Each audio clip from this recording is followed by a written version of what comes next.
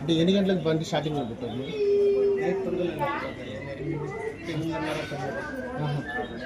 అంటే ఇంట్లో ముందర రూమ్లో పెట్టారు లాస్ట్లో? నువ్వు మీ భార్య పైన పడుకున్నారా?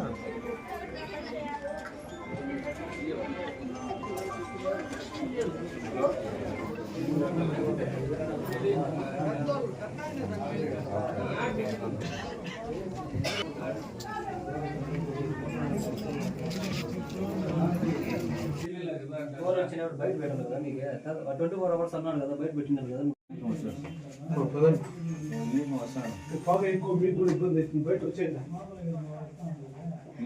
వస్తాను నీ చింతమాడి కాడు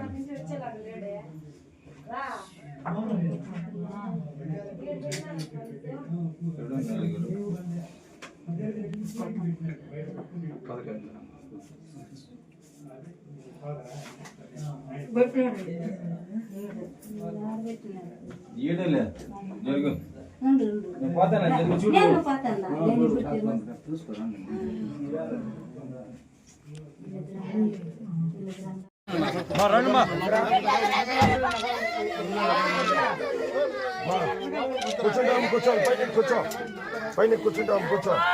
కూర్చుంటావా కూర్చో ఎక్కువ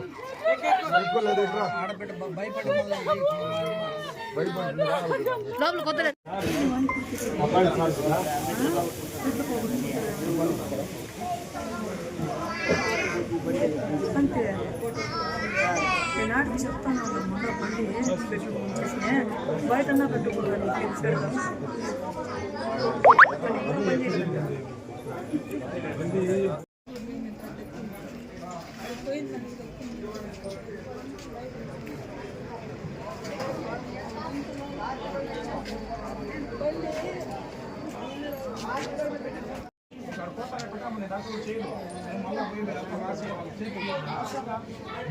వాళ్ళు తీసుకోండి, మేము తెచ్చేస్తాము.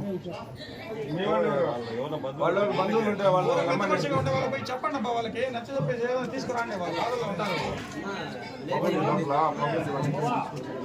బాధల్లో ఉంటారు, చెప్పి నచ్చ చెప్పి తీసుకురండి.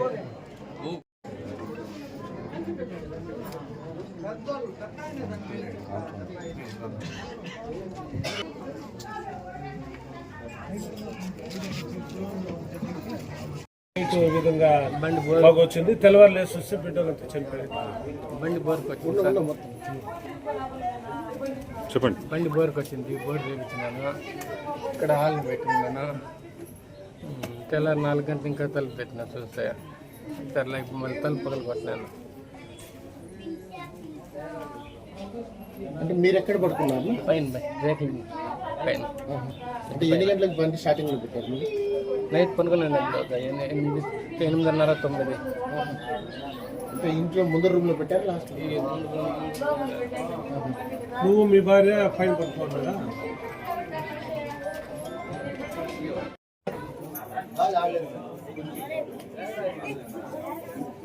ఈరోజు కుమనూరు పట్టణం త్యాగరాజ వీధిలో ఈ మురళి తండ్రి పేరు రామచంద్ర అనే వ్యక్తి 40 సంవత్సరాలు. ఇతను బార్బర్ షాప్ పెట్టుకుని జీవిస్తూ ఉంటాడు.